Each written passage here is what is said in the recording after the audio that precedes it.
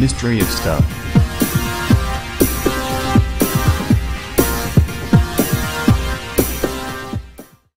Three strangest abandoned hotels in the world.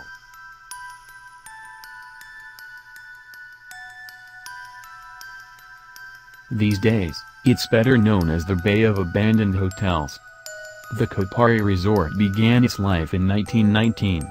The Grand Hotel was the first to be built, on a sandy stretch of land at Zupa Bay. Later, in the 1960s, the Yugoslav leaders decided that this was the perfect place to send their army officers on holiday. So they built 5 more hotels: the Pellegrin, the Kopari Hotel, the Mladost Hotel, plus the Grisina 1 and 2, as well as holiday villas and campsites. Kopari became a highly fashionable beach destination for high-ranking officers with the Yugoslav People's Army. Even President Josip Broz Tito had his own holiday home here. The Kopari Resort cost the equivalent of €500 million to build, and these 6 hotels had enough beds for 1,600 guests at a time. The place was so popular, it became difficult to get reservations. In fact, it was almost impossible to get into Kopari if you weren't connected. So how did this glamorous resort become the Bay of Abandoned Hotels? Sadly, the luxurious Kopari Resort was destroyed during the Croatian War for Independence. In 1991, the Yugoslav People's Army sent ships to capture Dubrovnik. They passed by Kopari on the way, where Croatian fighters had taken shelter inside the army's former holiday resort. These Yugoslav ships opened fire at Kopari on 4th of October 1991. They launched shells at the hotels for 20 days without stopping, and by the time they captured Kopari from the Croatian freedom fighters, there was not a lot left. Afterwards, the soldiers looted these hotels, dragging expensive furniture, metal and marble, back to their Yugoslav warships. All that's left now is what you see here, and there are plans to knock these hotels down eventually.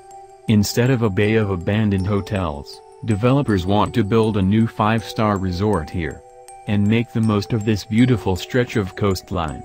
For now at least, however, these sad abandoned hotels are left to tell their story.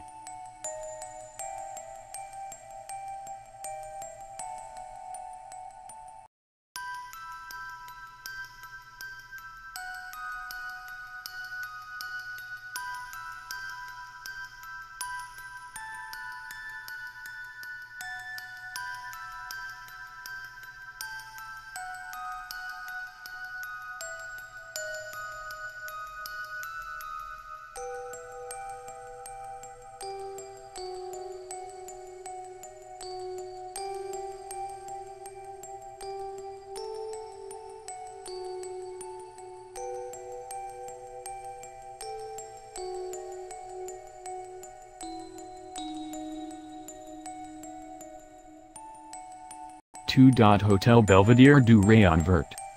The Belvedere Green Ray Hotel owes its name to the eponymous novel by Jules Verne. It was built on a tiny triangular parcel, overlooking the railway, from 1928 to 1932.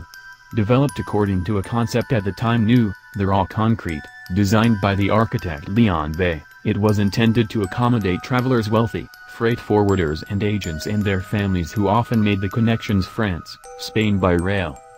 The hotel must, paradox funny language, its name to the last ray of sunshine of the day, when it goes to bed, and which, if we believe Verne, would be green.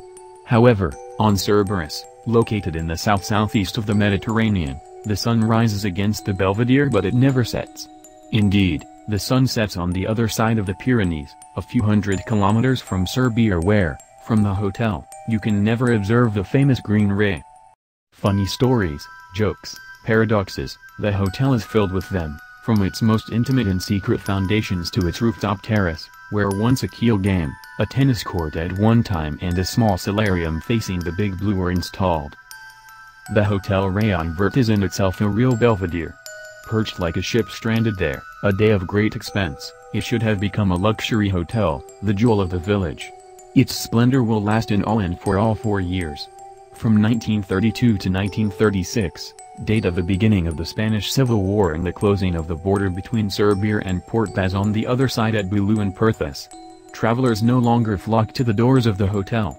Very quickly its bankruptcy. In 1939, the Second World War breaks out and the Belvedere will become a commandature of the Germans. He will see a party of his furniture loot. The Belvedere Hotel could very well be called the Accursed Hotel. The unfortunate coincidences of history have relegated it more to the rank of architectural curiosity than that of a prestigious hotel. Despite this destiny for the least unexpected, for a building that wanted to radiate on the Mediterranean, the hotel retains nonetheless its mysteries and its charm. Gradually, from the 1970s to the end of the 80s, the hotel will fall into oblivion. It will in turn impede the Serbians themselves, who will request its demolition pure and simple on the grounds that a balcony collapsed on the railway and that the building, closed and sometimes even squatted by backpackers, has a real danger. Then, the owners rolled up their sleeves and again opened to the public. The place can not only be visited, but you can even sleep there. The atmosphere of the place is surreal. Good. As close to the country of Dali, it does not take more to plunge the passing traveler into a film atmosphere at Hitchcock. Besides, every year, in October, the hotel has a magnificent movie theater organizes a film festival Port Serbia. A hotel that, from the time of its grandeur, welcomed Maurice Chevalier, Fernando.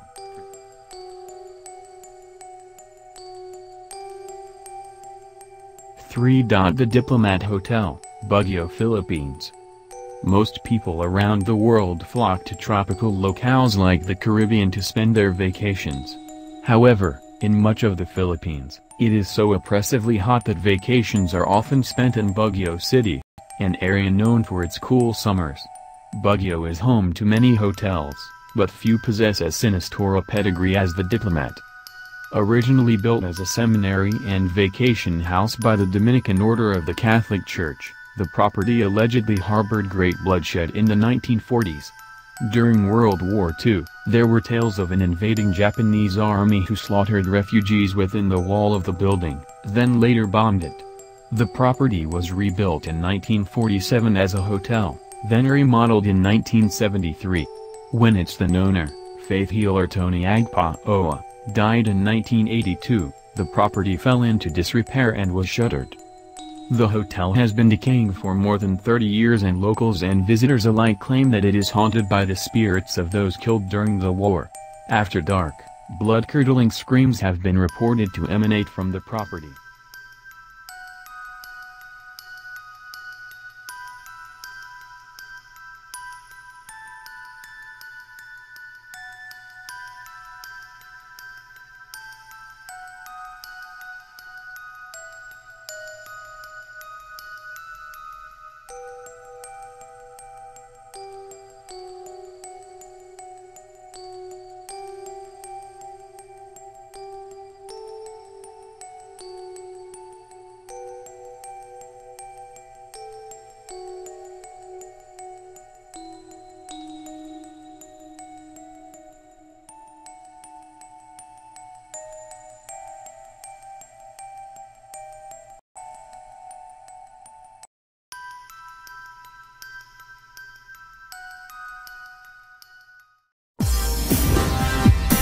Mystery of Stuff.